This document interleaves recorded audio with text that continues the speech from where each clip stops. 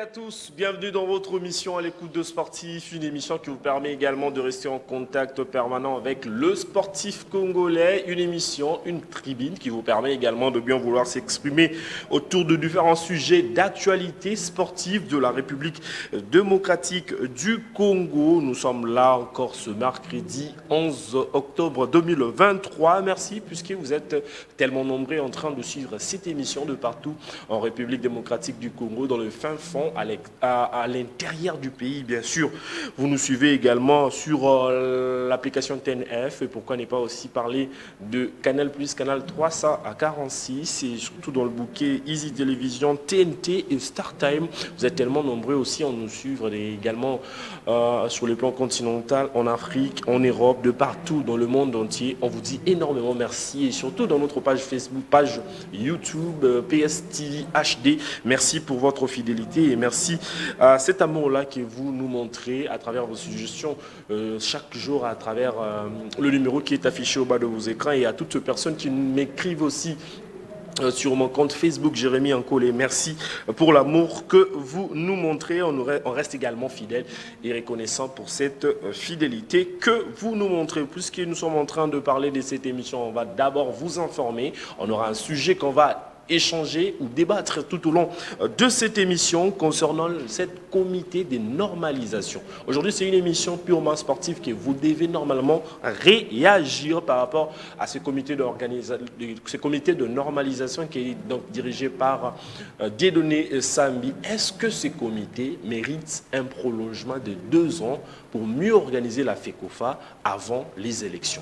On va donc échanger sur ça. Le comité de normalisation, au regard de ce qu'ils ont fait, est-ce qu'il mérite également deux ans de plus pour mieux organiser la fédération et puis organiser les élections? C'est ça notre thématique du jour qu'on va bien évidemment aborder ensemble avec vous. Vous allez également donner votre point de vue en direct au premier numéro qui est donc affiché au bas de vos écrans, soit par WhatsApp, soit en appel normal. On va donc recevoir vos appels et puis réagir bien évidemment dans cette émission. Comme vous le savez très bien, nous allons donc vous informer avant de bien vouloir démarrer avec ce sujet. Mais c'est donc qui peuvent nous écrire déjà le message par rapport à notre thématique de est-ce que comité de normalisation OESA dirigé par Dieudonné Sambi comme président à FECOFA bazo mérité bapesa bango lisusu 2 ans pour organiser encore makambo na kati ya fédération pour na été organisé après l'élection. C'est-à-dire dans ce numéro qui est donc affiché au bas de vos écrans, nous allons donc ensemble avec vous parler, échanger à travers ces numéros qui est donc affiché au bas de vos écrans. On démarre par la toute première information. C'est une très bonne nouvelle puisqu'on s'y attendait également le 2 Congo pour organiser également le championnat d'Afrique de Nations. C'est la Confédération africaine de football a donc mis à la disposition via une correspondance à la presse que la CAN... le prochain Coupe d'Afrique de Nations va donc être organisé par le Kenya, une information qui est donc passée par le site de la Confédération africaine de football qui va donc procéder aussi dans le jour déjà pour ce vendredi au tirage au sort du championnat, de la Coupe d'Afrique de Nations qui est donc prévu l'année prochaine. Après la Coupe d'Afrique, ça sera également secondé par le championnat d'Afrique de Nations qui est donc un championnat de nation qui est réservé également pour les athlètes évoluant sur le continent. Ça sera pas la République démocratique du Congo et la République du Congo qui pourrait organiser cela, mais c'est le Kenya qui est responsabilisé également à organiser ce championnat d'Afrique de Nations. Vous êtes en train de voir là en image la coupe en question qui symbolise également le sacre de la République démocratique du Congo en 2009 et puis en 2016. Vous le savez très bien, c'est 2 fois gagné pour la RDC, 2 fois également pour le Maroc, et on espère bien que la RDC va mieux se préparer, va mieux aborder également le championnat national pour avoir des athlètes capables pour jouer également ce championnat d'Afrique de Nations. Mais mauvaise nouvelle pour la République démocratique du Congo. On va nous afficher également le tableau de ces nations qui sont cotées par rapport à l'organisation de leur championnat. Mais ça pose problème à travers cette liste de nations qui sont donc mis à notre disposition de championnats qui sont qui sont pas un peu, qui sont réguliers, et des championnats, malheureusement, dans cette liste ne figure pas la République démocratique du Congo. Vous êtes en train de voir ensemble avec moi, le premier c'est Égypte, le deuxième Algérie, troisième Maroc, quatrième Soudan, cinquième la Tanzanie, sixième l'Afrique du Sud, septième l'Angola, huitième la Tunisie, neuvième le Nigeria et dixième la Zambie. La RDC qui était comptée parmi les 5 championnats plus fort en République démocratique du Congo, sur le plan continental, mais malheureusement la RDC ne se figure plus sur cette liste que vous êtes en train de voir ensemble avec moi, qui a été rendue par la CAF 2 jours passés. Et c'est vraiment une très grosse inquiétude pour le football congolais. Et on s'en espérait également voir également la RDC à travers leurs clubs, c'est-à-dire les performances de nos clubs aux interclubs de la CAF ne suffit plus, c'est-à-dire on n'a plus également de clubs qui font également face à ces genres de clubs qui évoluent également sur le plan continental. La RDC ne se figure pas. On espère bien voir la République démocratique du Congo, c'est-à-dire s'est figuré dans les jours à venir, puisque nous avons seul représentant le tout-puissant Mazembe qui est donc qualifié pour la phase de groupe de cette compétition qui est donc la Coupe d'Afrique de Nations.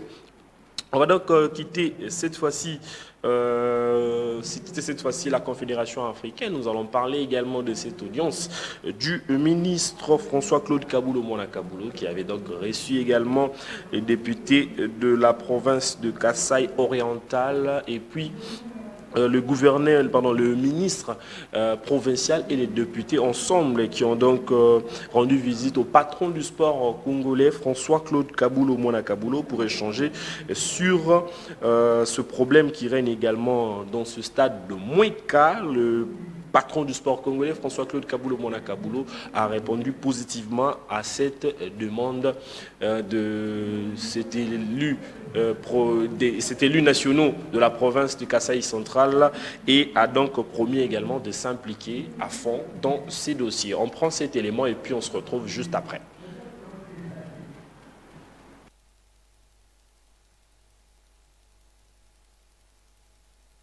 Construit par le député national Martin Ikout, le stade municipal baptisé Nimi Kwete Mboka Changa René, roi de la chefferie Kuba dans les territoires des Mouika, va désormais bénéficier de la gestion collégiale entre son initiateur et le gouvernement provincial du Kasaï. Les deux parties ont paraphé le lundi 9 octobre dernier au cabinet du ministre des Sports et Loisirs François-Claude Kaboulo-Mona Kaboulo un contrat de partenariat public-privé à propos. Dieudonné Piémé, gouverneur de la province du Kasaï, circonscrit l'événement.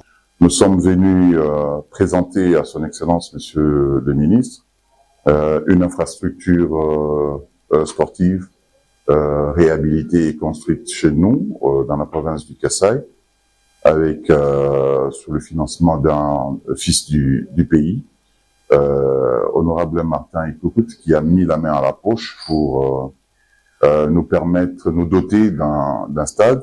À son tour, le patron des sports en RDC a félicité l'initiateur de ces projets en appelant les autres fils du pays à lui emboîter les pas. Aujourd'hui, monsieur le gouverneur, vous accompagnez l'honorable Martin, qui est un patriote tout à fait exemplaire, parce qu'il vient d'ériger un stade à Mouika en mettant la main à la poche. C'est rare dans notre pays.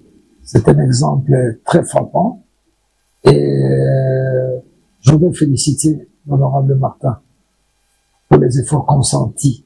L'élu de Mouika, qui déclare avoir apporté sa pierre au projet des 145 territoires initié par le chef de l'État, n'a pas caché sa satisfaction. D'une capacité de 1000 places assises, le stade de Mouika a été inauguré le 25 juin 2022 par le gouverneur de province, Dieudonné Piémé. Voilà. Je rappelle bien que c'était le député provincial et le député provincial et bien évidemment le député provincial de Mouika, Mboka Sanga René, et puis également les gestionnaires, et ils sont venus également parler avec le patron du sport congolais concernant la gestion du stade Mimi Kwete Mboka Sanga René, situé dans la territoire de Mouika, à cheval entre la province de Kasaï et Kasaï central. Je pense que le patron du sport congolais et un bon père de famille va donc bien gérer cette affaire concernant l'actuel gestionnaire. On parle cette fois-ci concernant le rassemblement de des Léopards seniors au football de la République démocratique du Congo. Je rappelle bien que le Congolais va donc jouer de rencontres amicales les jours pour le prochain,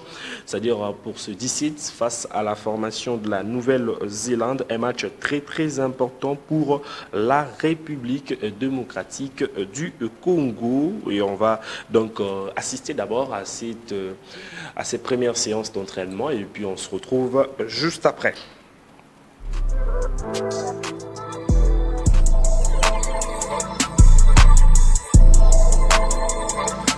Mes impressions se sont très bien ressenties.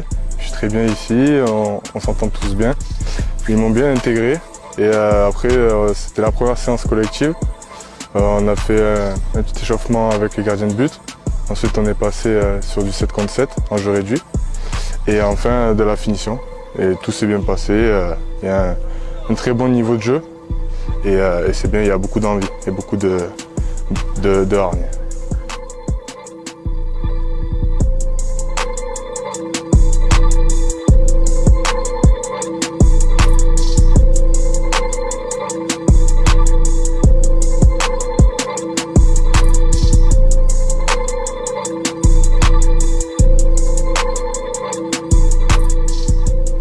Alors je suis formé à Montpellier, je suis né à Montpellier, donc depuis tout jeune j'ai fait toutes mes classes au Montpellier Hérault jusqu'au pro.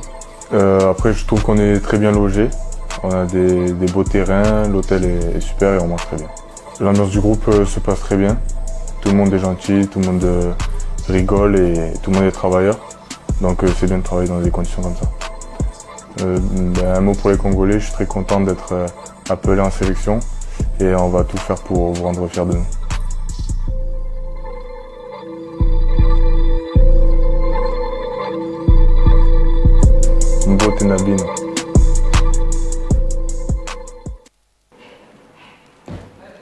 Voilà, nous sommes de retour sur ce plateau. Vous avez suivi ce tout premier rassemblement des Léopards seniors football de la République démocratique du Congo. Je rappelle très bien, vous avez suivi l'interview de cet international congolais qui a donc accepté jouer également pour la toute première fois avec la République démocratique du Congo, Dimitri Berthaud, gardien.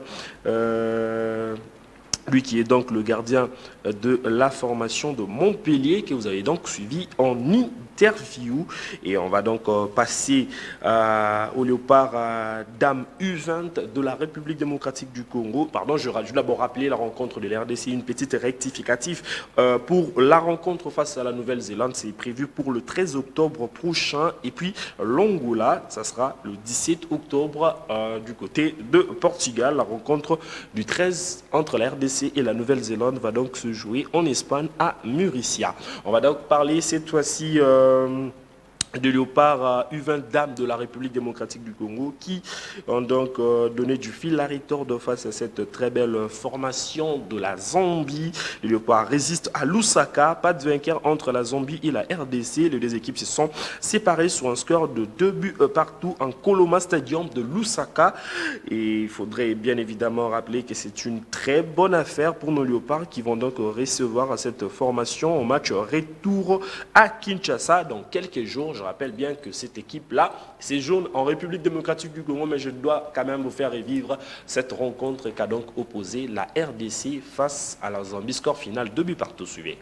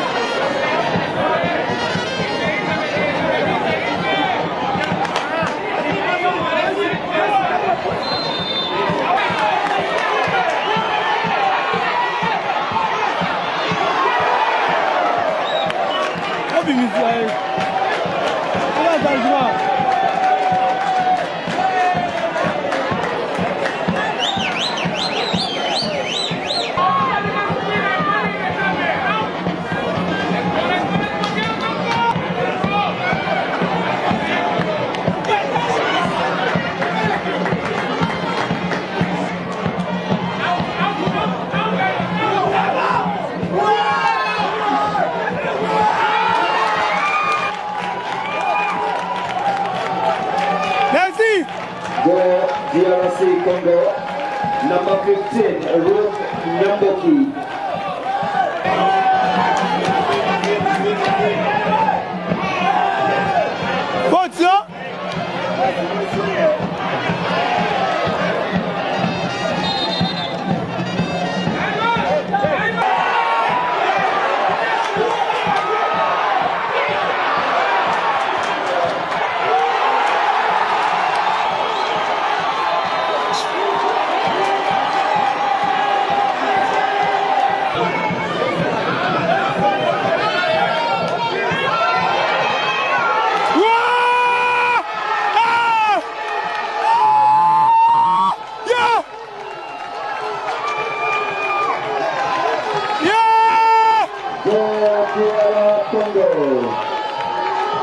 Number 9, Laura Rubino.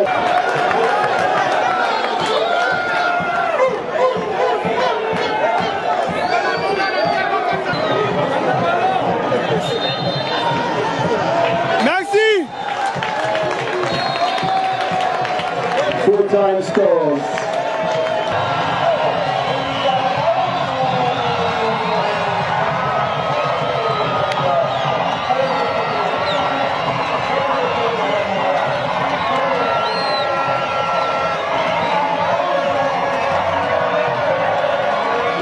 Nous sommes de retour sur ce plateau après avoir suivi cette rencontre. Nul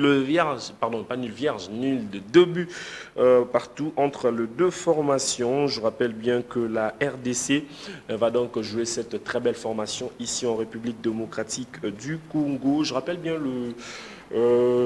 le sujet de cet après-midi. Nous allons donc parler également de ce problème. C'est-à-dire, est-ce qu'il faudrait normalement ajouter encore 2 ans pour ce comité de normalisation qui gère également la Fédération congolaise de football association avant d'organiser les élections? Le numéro est là. Il y a des gens qui nous disent penser net moment, mais beaucoup de message et ça tout bien. La minute surtout si information ni surtout dès que on a ton téléphone pour nous continuer beaucoup masco rubenga pour tout solana bino ensemble. Na onyo so basali na wetali organisation équipe nationale à RDC, championnat national, il y a l'INAFoot, foot féminin, développement et foot féminin. L'autre monde a quand même qui d'ici équipe d'âge surtout les obéta, c'est-à-dire tous qui n'a pas senior au bas du prochain qualification au prochain tour, tout le monde a pas U20 au bas obéta sous na Kinshasa. Donc quand même, est-ce que les lots de comité de normalisation pour l'élection le mois prochain, topé ça sous 2 ans pour pas structurer encore, restructurer, s'il faudrait le dire ainsi, Fédération congolaise de football association, pour avant qu'on organise l'élection. C'est-à-dire, Moutouarouya comme président, a déjà coûté fédération, ils ont déjà un normal, Maramutu, ils ont Kitoko, ou bien, tout ce qu'il est, Moutouarouya charge encore à Bandasous qu'on restructurer encore équipe nationale, RDC, championnat national, tout ce qui entoure également le football congolais, on sa charge. Pour répondre à travers ce numéro qui est affiché également au bas de vos écrans. J'ai parlé aussi de ce léopard d'âme de l'RDC qui ont fait également l'honneur à la République démocratique du Congo. Puisqu'on parle de léopard, on reste toujours dans ces mêmes registres des léopards, puisque nous parlons des léopards en léopard. On était dans le senior, nous sommes également dans le léopard également dames U20 de la RDC. Cette fois-ci, on passe des U20 à U21 chez le Messier. Et on va donc vous informer que les léopards U21 s'installent également à Tunis. Le poulain des Guiboukassa sont actuellement en Tunisie pour un stage de préparation où ils joueront un match amical face à la formation des Aigles de Carthage en double confrontation le 13 et le 16 octobre prochain. Rappelons que 25 joueurs ont été sélectionnés pour ces stages. Donc, ça démontre quand même qu'il y a une évolution en ce qui concerne également ces athlètes. Je vais également vous donner très rapidement le nom de quelques cadres, de quelques joueurs de cette sélection U21 de la République démocratique du Congo en attendant les images. Et je vais très rapidement vous lire également les joueurs qui sont dans la tanière de Léopard U21 de la République démocratique du Congo. Donnez-moi quelques minutes. Attendez, voilà, nous sommes là. Du côté de gardien, nous avons Lusamba Cholola, des Courtrai en Belgique, Ryan Toutou Mayangila, RC Strasbourg en France, Carmel Kiabou, Espérance Luxembourg. Chez les défenseurs, nous avons Karl Nziata, Seine en France, Chinae... Chinae du côté Chinae Monpilato, voilà, Toulouse FC en France, et Elohim Manoana, Standard de Liège en Belgique, Ludovic Wola, Anderlecht Belgique, Josias Lama Kikumba, Lomel SK Belgique, Steven KV, Havre FC en France, Glorifié Zia Ndingula, Stade Brie en France, et du côté de milieu du terrain, nous avons Nil Niek Lomel SK en Belgique, Abemli Meto, Silou, Spartak Rotterdam Pays-Bas, Mukaou Ngalayel Moukron KV Belgique, Noah Sadikounion Saint-Galois Belgique, Frédéric Efouélé Toulouse FC France. Il y a également Ziton et Coli, Mechelen Belgique. Du côté des attaquants, nous avons Prince Mombong FC Sochaux en France, Noah Ndeke Angers en France, Arthur Inaka Francfort Allemagne. Il y a Samuel Bamba Borussia Dortmund en Allemagne, Joey Balumwene FC Mont-en-Frémel en France, Isaac Lufikou Stade Caen en France, Johan Mboko Lève en Belgique. Ce sont là les léopards U21 de la République démocratique du Congo qui ont installé leur camp de préparation en Tunisie où ils vont donc jouer deux rencontres le 13 au 16 octobre prochain face à la formation de la Tunisie, un match aussi important pour le poulain des Guiboukassa, et bien vouloir déjà dénicher les jeunes qui vont passer également au remplacement, s'il faudrait le dire ainsi, de nos cadres également de la sélection de la République démocratique du Congo. On parle cette fois-ci de la boxe. La boxe, nous allons parler également des Martin Bakole. Martin Bakole prépare également à son combat pour le 28 octobre prochain contre Carlos Takam à Riyad. Regardez comment il est en train également de préparer son combat. Lui qui était également à la une de toutes les émissions, de tous les journaux également en République démocratique du Congo à cause de son live qu'il a donc fait pour demander également le soutien indéfectible du gouvernement congolais à son auguste présence pour bien évidemment faire le nécessaire et gagner ces combats qui va donc aller également en l'honneur de la République démocratique du Congo. Martin Bakole, un digne fils du pays qui prépare également son combat. On espère bien que cet athlète va donc honorer la République démocratique du Congo. Mais quelque chose qui nous rend un peu heureux dans le monde également de la boxe, c'est que Martin Bakole est le sparring partenaire de Tyson Fury, qui est donc l'adversaire de Francis Ngannou, et l'adversaire de Bakole et le sparring partenaire également Carlos Takam, et le sparring partenaire de Francis Ngannou. Donc ça montre à suffisance comment ces combats sera bel et bien vu dans le milieu de la boxe, espérant que le Congolais vont donc aussi faire le déplacement pour suivre et près cet athlète international congolais qui va donc honorer la République démocratique du Congo à travers son combat. On parle cette fois-ci de l'handball où la jeunesse sportive de Kinshasa a été donc tombée devant Al-Ali de l'Égypte sur la note de 23 à 37 le samedi à Brazzaville en finale de la Coupe d'Afrique de club champion en version masculine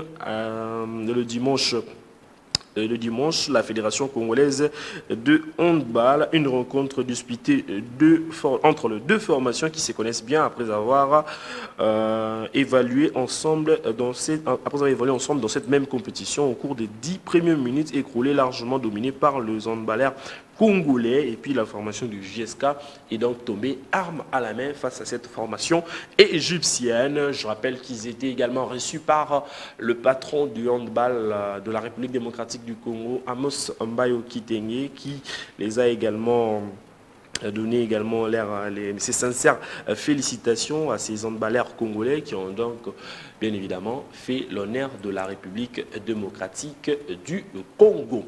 Voilà.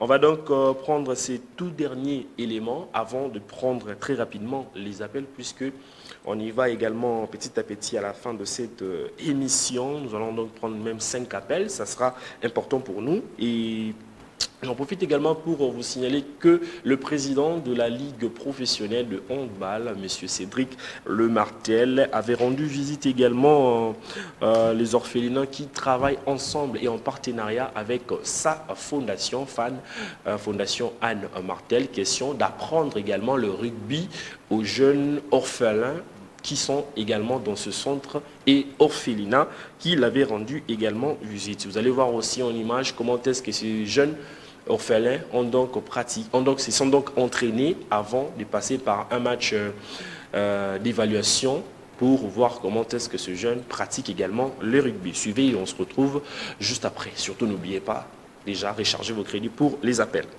2 jours ont suffi pour sensibiliser les orphelins dans le domaine de sport et éducation, vision claire de la Fondation Anne Martel. Le vendredi 6 octobre 2023, la Fondation Anne Martel a rendu visite au centre d'encadrement des enfants et à l'orphelinat Paola Consolata pour une réunion de prise de contact entre le responsable de ces structures. Il était question pour le responsable de la Fondation de palper du doigt de l'avancement des partenariats sur l'encadrement des orphelins dans le domaine du sport. Accueil chaleureux réservé par les enfants à l'entrée de l'équipe dirigeante de la Fondation qui ont été émis de vivre cette affection qui règne entre les enfants et les encadreurs. Pour l'ambassadrice de la Fondation, l'objectif est de transmettre la joie et la passion du sport aux enfants. Bon, but na biso par rapport à la Fondation Anne Martel, d'abord premièrement na moni toza la bana ozomona koseka na bango, donc but na biso za ya ko encadrer bango et puis ko transmettre bango joie ya passion ya biso parce que tozo apprendre bango discipline de bengani rugby ezo cadrer pe na évolution, ezo cadrer pe na komuka ya ko promouvoir yango po ezala pe eyebana pe ke bakete non rugby pe na RDC na Congo po existera, mais à travers Fondation Anne Martel ezo pesa pe ampleur wana na bana pe sengo. Donc si je pourrais bien le dire autrement, exactement, un temps de récréation, un temps de récréation, vu que Baza, c'est qu'on dit, des enfants, pas abandonnés, mais des enfants, comme on dit, des orphelins. Celui qui donne aux pauvres ne prouve pas la disette, dit-on. L'équipe dirigeante de la Fondation n'était pas venue main vide, d'où on a percevé quelques chassés de vivres et des aliments. La journée de samedi a été réservée au sport dans le but d'évaluer les niveaux des enfants qui pratiquent le rugby chaque week-end. Cédric Kabea Lemartel, ancien sportif et pratiquant de la rugby, a joué ensemble avec les enfants dans le but de leur apporter la passion dans le sport. Aider les pays à découvrir leur talent dans le sport reste le seul motif du président. Ça, c'est dans le cadre du sport. Ça, c'est pour aider notre pays à découvrir des talents. Ça, c'est pour aider notre ministère des Sports d'évoluer. C'est aider notre pays à beaucoup évoluer dans le monde du sport. On est vraiment limité depuis qu'on est né. On était toujours des joueurs de football. Quand on peut grandir, on a découvert autre chose. Et là, comme ce n'était pas bien entretenu, moi je suis venu avec l'entretien. Je vais faire le souci d'évoluer aussi les petits aspects qui étaient tellement faibles dans le sport. Il s'est dénoté que la Fondation Anne Martel poursuit son cheval de bataille sur l'encadrement des orphelins dans le sport. Question de leur apporter la joie et la passion.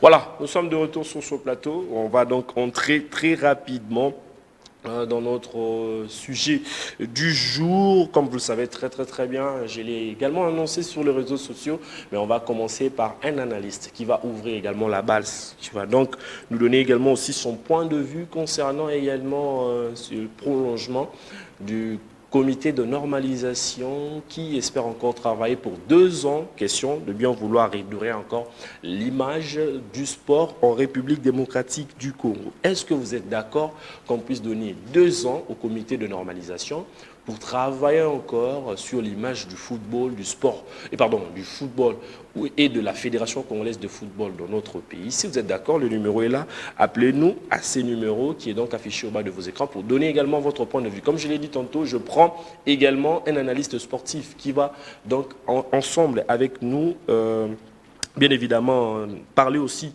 de ça. Il est en direct, Cédric Mouipataï, il est donc journaliste également à C+, à télévision. Cédric Mouipataï, vous êtes également en direct dans cette émission à l'écoute de Sportif. Bonjour.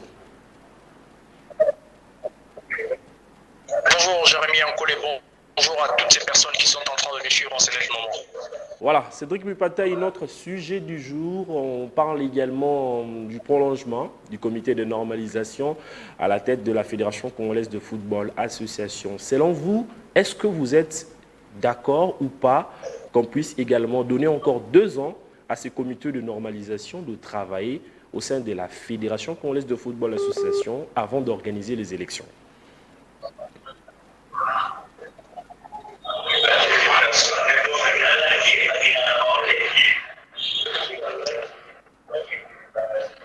Allô? Allô, je suis à vous. Voilà, je disais, est-ce que vous êtes d'accord ou pas qu'on puisse prolonger de 2 ans le mandat du comité de normalisation au sein de la Fédération congolaise de football association avant d'organiser les élections? Non, mais en fait, il y a le mandat durée bien déterminé. Avant de faire cette prorogation, on doit d'abord faire état de lieu. Qu'est-ce que le CONOR a déjà fait sur base de la mission qui lui a été confiée?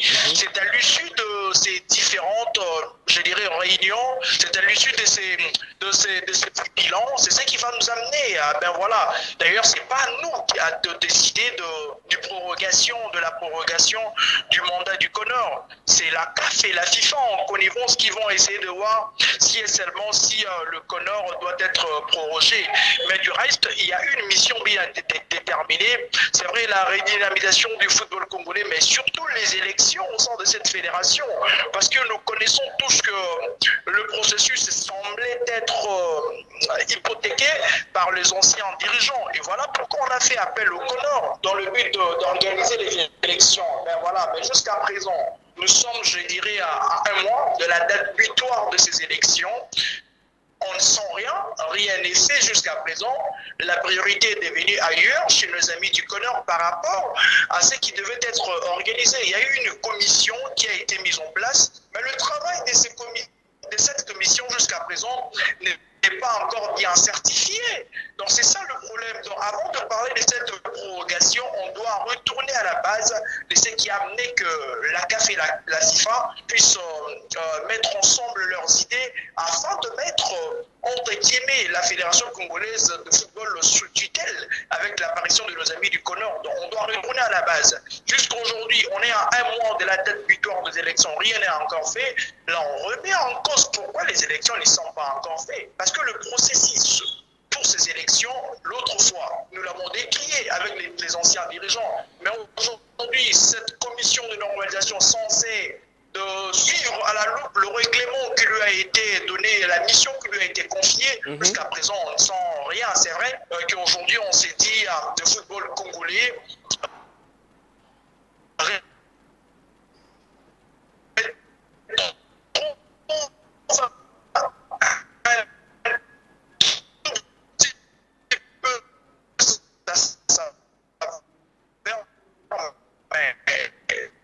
On ne peut pas aujourd'hui Parce que c'est soit nos amis du Connor qui ont amené, qui ont fait le choix de Sébastien Desabre, encore moins de tout ce qui est en train de se faire ici. Vous voyez un peu.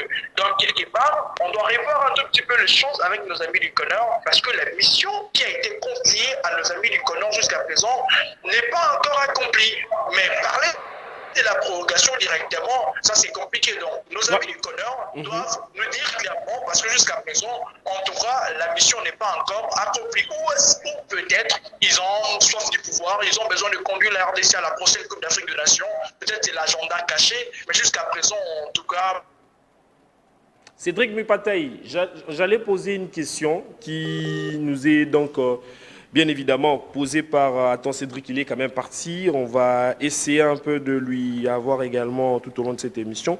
Il y a les gens qui sont en train également de nous biper et on va donc voir si il y a quelques messages qui sont là. Très rapidement, il y a bonjour, mais pourquoi dans la liste des léopards U21 on n'a pas vu qui? Attendez. Pourquoi dans la liste des U21 on n'a pas vu les jeunes locaux? C'est Wesley, Toussel et Akananga. C'est ça aussi le problème. Hein. Je ne sais pas si cette liste a été faite sur base des athlètes ou joueurs qui évoluent également. À l'extérieur du pays, ou soit on a tenu compte aussi de ces athlètes qui évoluent également sur le plan local ici en République démocratique du Congo. Guy Boukassa, qui était l'entraîneur de Léopard U20, je ne sais pas qu'est-ce qu'il a également dans sa tête concernant l'effectif de nos Léopards. Question directe également à Guy Boukassa. Pourquoi il n'y a pas le jeunes locaux de la RDC qui sont dans cet stage de Léopard U21 de la République démocratique du Congo du côté de la Tunisie? Un ami à Kananga qui nous a également écrit ce message. On prend le deuxième message. Salut PSTV, je contribue depuis Lubumbashi.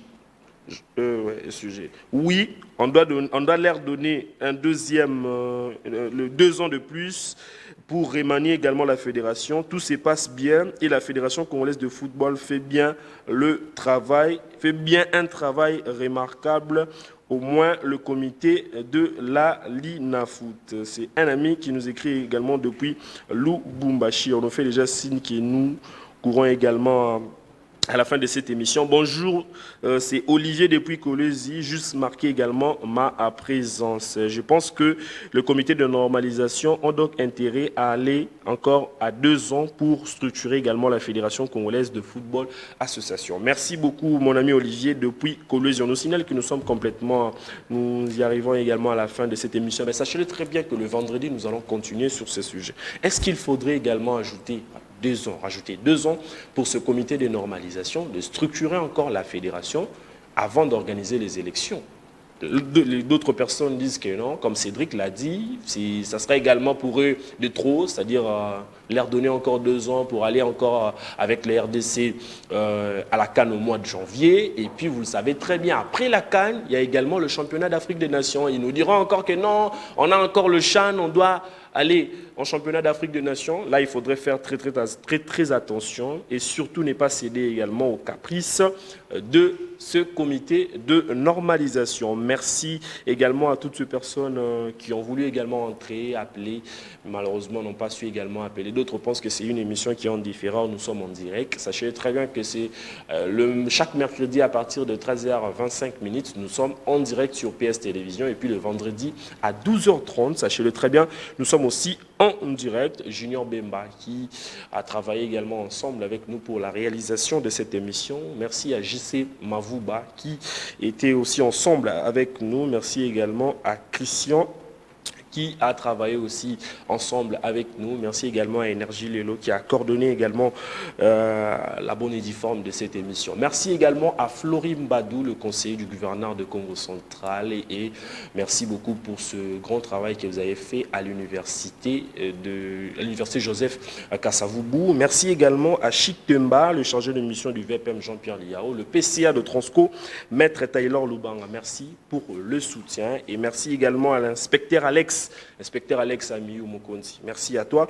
Honorable TJ Kunda, l'Isolo Asikanaba Nafuna, on est ensemble avec vous.